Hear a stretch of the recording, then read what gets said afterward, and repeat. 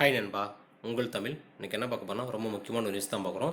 என்னென்னா, இப்போ ரீசெண்டாக சென்ட்ரல் கவர்மெண்ட் வந்து மக்கள் தொகை கணக்கெடுப்பு நடத்தவும் சொல்லியிருக்காங்க. அது வந்து எப்போ நடத்தவோன்னு சொல்லலை, ஓகேங்களா? அது வந்து இப்போ சொல்லியிருக்காங்கன்னா 2027 மக்கள் தொகை கணக்கெடுப்பு மத்திய அரசு அறிவிப்பு. வரும் 2027 ஆண்டு நாடு முழுவதும் ஜாதி வாரியாக மக்கள் தொகை கணக்கெடுப்பு இருக்கட்டமாக நடத்தணும், ஓகேங்களா? என்ன சொல்லியிருக்காங்க? இருக்கட்டமாக நடத்தணும்னு சொல்லியிருக்காங்க. 2027 மார்ச் 1ஆம் தேதியை அடிப்படை நாளாக கொண்டு கணக்கெடுப்பு தொடங்கும் என்று மத்திய அரசு, ஓகேங்களா? 2027 மார்ச் 1 என்ன மார்ச் 1 அடிப்படை கொண்டு மக்கள் கணக்கெடுப்பு சொல்லியிருக்காங்க. ஏன் இது சொல்கிறேன்னா, இந்த ஒரு நியூஸ் வந்து இப்போ வரப்போகிற குரூப் 4 குரூப் 2 அந்த மாதிரி எக்ஸாமில் கூட கேட்பாங்க. இப்போ வந்து சென்ட்ரல் கவர்மெண்ட் மக்கள் தொகை கணக்கெடுப்பு நடத்துன்னு சொல்கிறாங்க, எந்த தேதியை வந்து அடிப்படையாக கொண்டு நடத்த போகிறாங்க அப்படின்னு கேட்பாங்க. 2027 மார்ச் 1ஆம் தேதி அடிப்படையாக கொண்டு நடத்த போகிறாங்க. 2027 மார்ச் 1ஆம் தேதி மறந்துடாதீங்க.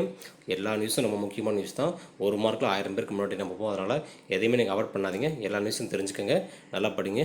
இந்த குரூப் 4ஓ குரூப் 2ஓ எஸ்ஐ குரூப் 1 எல்லா எக்ஸாமும் படித்து நல்லா பாஸ் பண்ணி நீங்கள் மேலே போகணும், ஓகேங்களா? இந்த வீடியோ பிடிச்சா லைக் பண்ணுங்கள், சப்ஸ்கிரைப் பண்ணுங்கள், எல்லாரும் ஷேர் பண்ணுங்கள். பாய் நண்பா, உங்கள் தமிழ்.